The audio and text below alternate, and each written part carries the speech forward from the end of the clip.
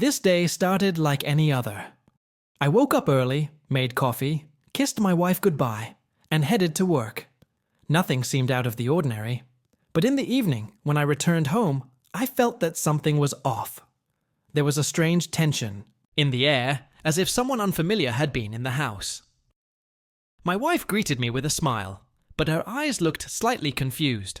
On the table stood a bouquet of flowers, bright roses that I definitely hadn't given her. I asked, "Where are the flowers from?" She replied, "The courier brought them. I ordered them for myself. You know I love flowers." Her voice sounded calm, but I noticed her nervously tucking a strand of hair behind her ear. I decided not to make a big deal out of it, but something inside me felt uneasy. The next day, I told my wife I had a day off, though in reality, I had taken time off work. I needed to understand what was going on. In the morning, she acted as usual, but I noticed how often she checked her phone. A couple of hours later, the doorbell rang. I walked into the hallway and saw the courier, a young guy in a uniform, holding a package. He smiled at me and asked, "Is Anna home?" I was immediately suspicious that he knew her name. My wife came out of the kitchen, and I saw her face light up with a smile she hadn't given me in a long time. She took the package, but instead of closing the door, she invited him inside. "He's just going to help me with a box," she said, but I felt it was just an excuse. I stayed in the living room, pretending to be busy, but my heart was racing.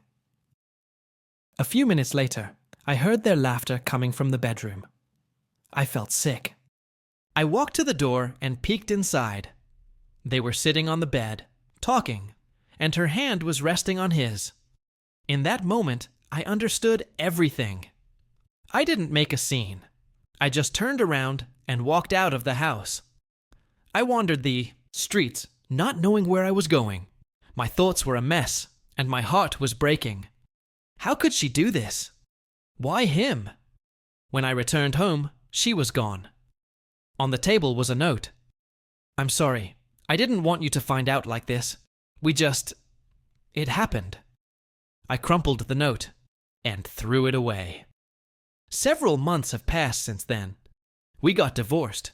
I try not to think about that day, but sometimes, when I see couriers on the street, my heart aches. Life goes on, but I've learned one thing. Sometimes the truth is so bitter that it's better not to know it.